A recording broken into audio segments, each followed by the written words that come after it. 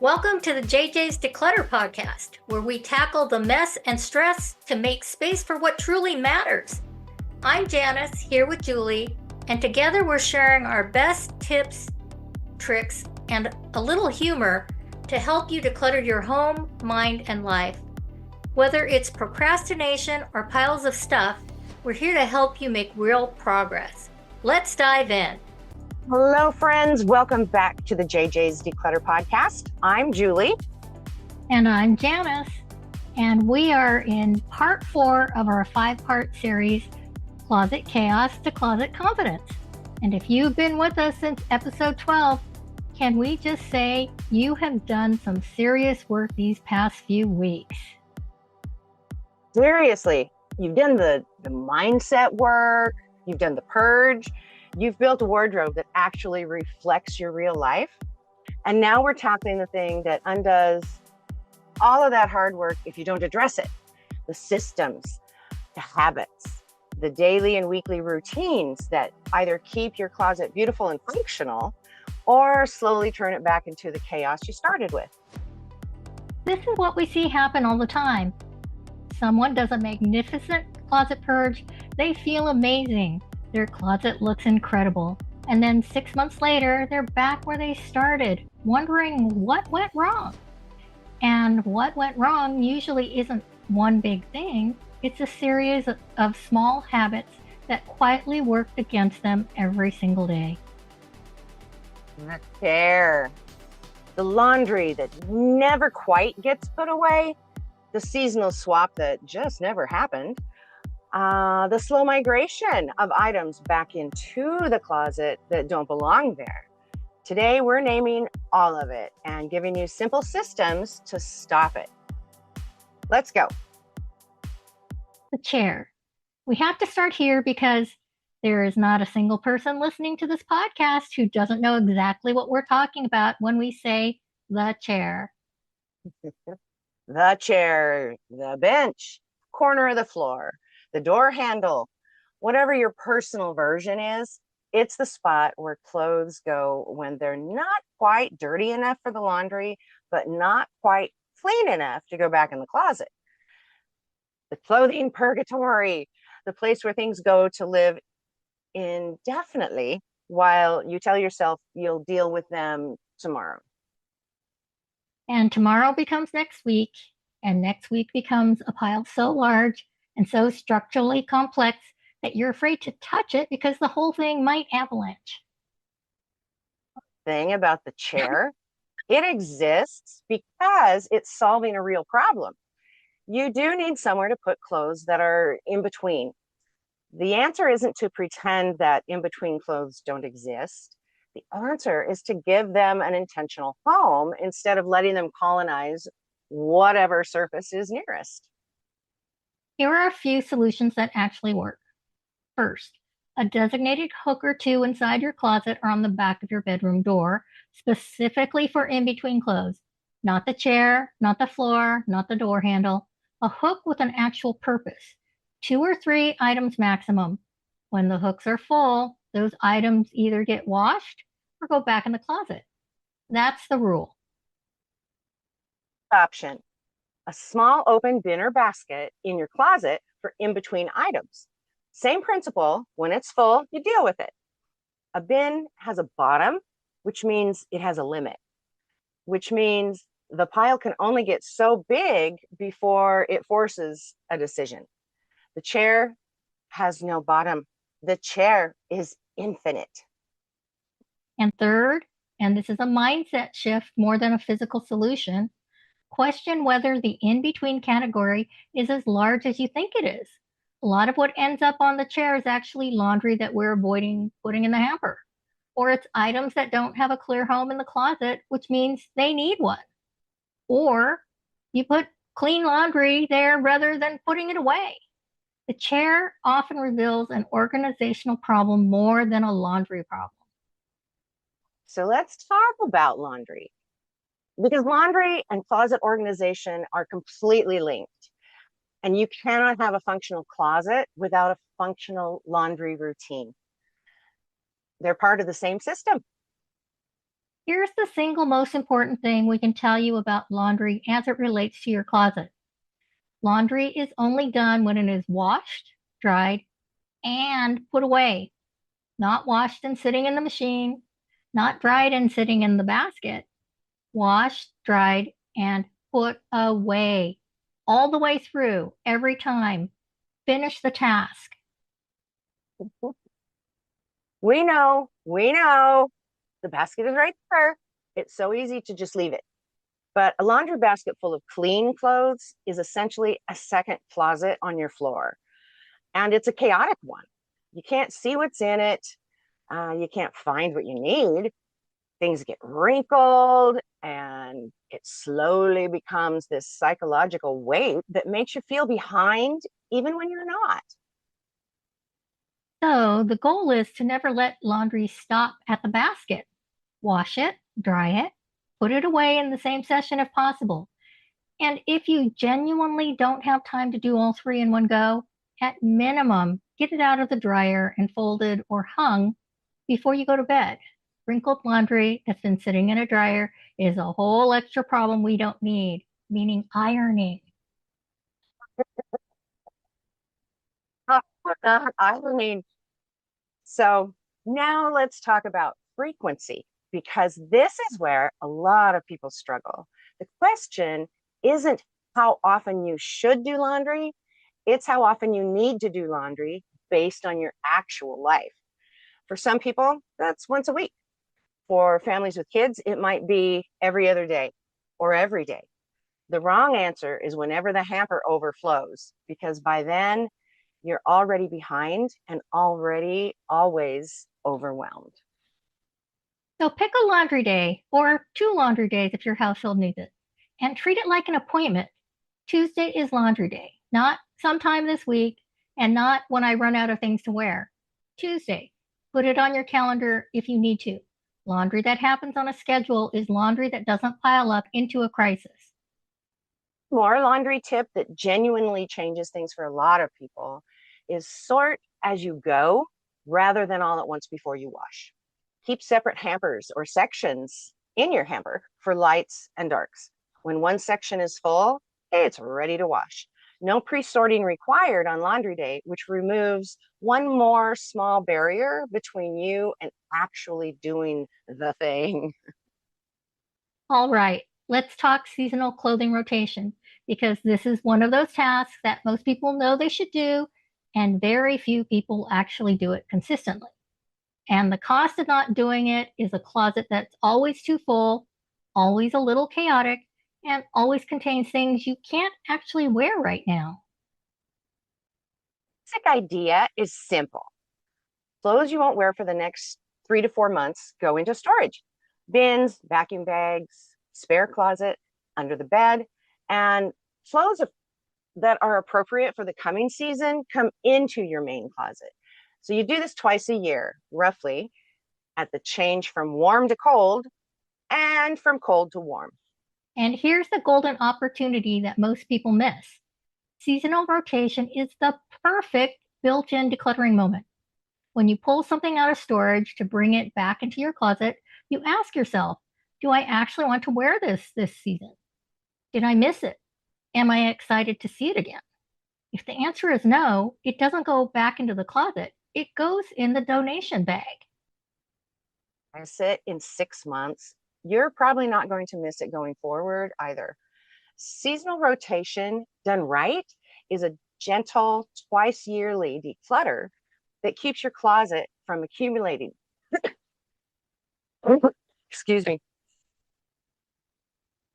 Twice yearly declutter that keeps your closet from accumulating in the background while you're not paying attention. Practical tip for seasonal storage: label everything clearly, not just winter clothes, but heavy sweaters or holiday tops or long sleeve tops or shorts, whatever's actually in there, because vague labels lead to opening 5 bins looking for one thing you need, which leads to chaos, which leads to giving up on the whole system. So let's talk about the overflow dresser. You know the one.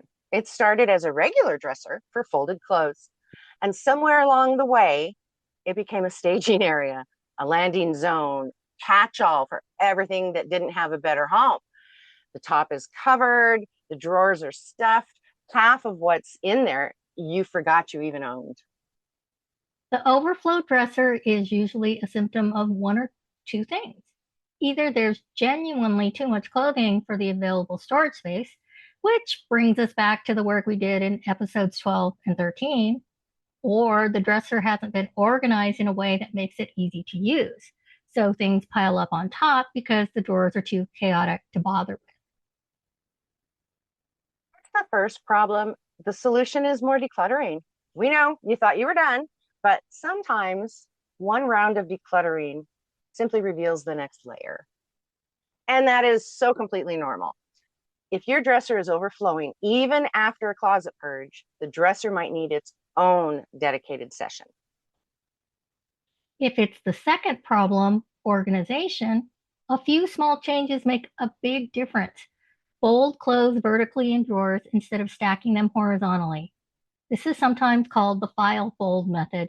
And what it does is let you see every item in the drawer at a glance instead of only seeing the top item in a stack. You actually use what you have instead of defaulting to the same few things on top. Absolutely. Janis turned me on to the file fold, and it's made a big difference in not only what I wear, but what I keep, because I see I haven't even touched a bunch. So it really does work. So here's a suggestion for the minimalists out there. Clear the top of the dresser entirely. Give it one thing maximum. Small tray for jewelry, a candle, whatever makes you happy, but one thing with intention. Not a landing zone, not a staging area, just one intentional thing. The top of a dresser that's clear sends your brain a signal that this space is organized, and organized spaces invite continued organization.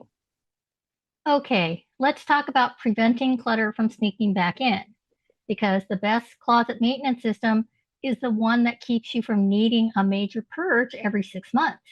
And it comes down to a few simple habits practiced consistently.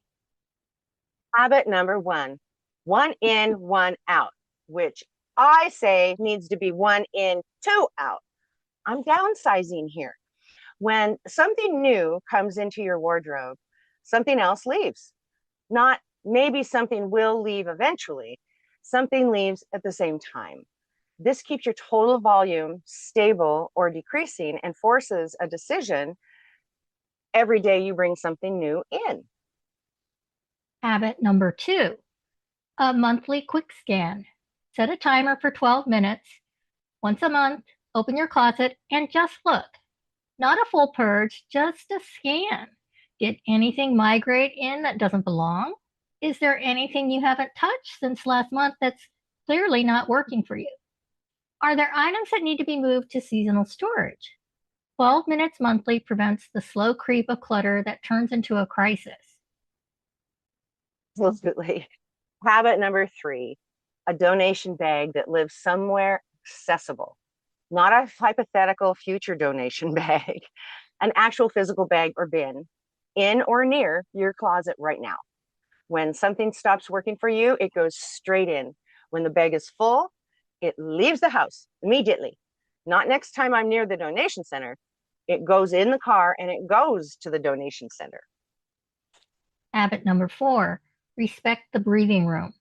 Remember in episode 15 when we talked about leaving breathing room in your closet after the purge? Protect that space. When you feel the urge to fill it, pause and ask whether what you're about to add genuinely deserves to be there. Breathing room isn't wasted space, it's intentional space, and it's one of the things that makes your closet feel calm instead of chaotic. So let me share a little something with you. I love doing the separate piles for laundry. So having a separated laundry hamper, or two right next to each other, um, it just takes all the angst out. You've got everything ready. So For instance, for me, if I said to my handsome husband, you may do the laundry today, which he would, um, I don't have to worry that there's something in there that shouldn't go because things are already separated. And that just makes it so much easier. And I toss it in the washer when there's enough for a small or medium load because there's just two of us in the house and it works really well. So I'm going to talk about small loads of laundry rather than waiting for a large load because my husband and I are the only people in the house. When we had four people, it made sense to wait for a regular load. But when you do small loads of laundry, your washing machine uses less water. It probably uses less electricity because the cycle is shorter because it doesn't take as long for things to fill up and it spins faster. So rather than thinking I've got to wait until I have a large load, do several small loads because they dry faster and that way you have the things you really want to wear. And the other thing, although I do sort my clothes by color, I have light clothing and I have dark clothing.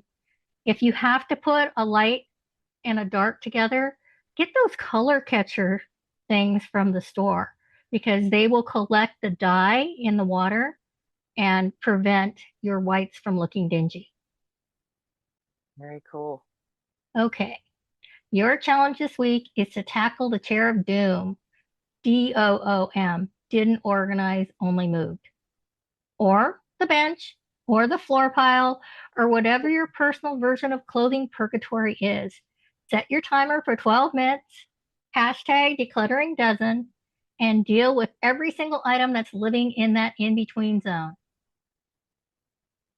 Each item either goes in the laundry, goes back in the closet where it belongs, or, and this is important, goes in the donation bag because you don't actually want to wear it and you've been avoiding the decision. The chair of doom often holds our most avoided decisions. Hashtag decluttering dozen again. Let's clear it. And then set up your intentional alternative. 2 hooks, a small basket, whatever version works for your space in your life. Give those in-between clothes a real home so the chair can go back to being just a chair. So today we've tackled the chair of doom, laundry systems and frequency, seasonal rotation as a built-in decluttering opportunity, the overflow dresser, and 4 habits that prevent clothing clutter from sneaking back in. Systems aren't glamorous, but they are genuinely life-changing when they work. And next week is our final episode in this series, episode 17, Stop Feeding the Closet Monster. We're moving completely upstream. Instead of talking about what's already in your closet, we're talking about what you bring into your closet in the first place. Shopping habits, impulse buying, emotional shopping, online ordering, and how to build a genuinely intentional relationship with buying clothes. It's a good one. We'll see you there. So please like, share, and follow us. Love to get a 5-star review. That way, others will be able to find us easier. So until next time, keep it simple. Keep it intentional. And as always, keep decluttering. We're so good. Thanks for joining us on the JJ's Declutter podcast. If you're ready to keep simplifying, follow us for more tips and join our Facebook community to share your wins and challenges. Subscribe here because it's always more fun to declutter with friends. And thanks in advance for leaving us a review.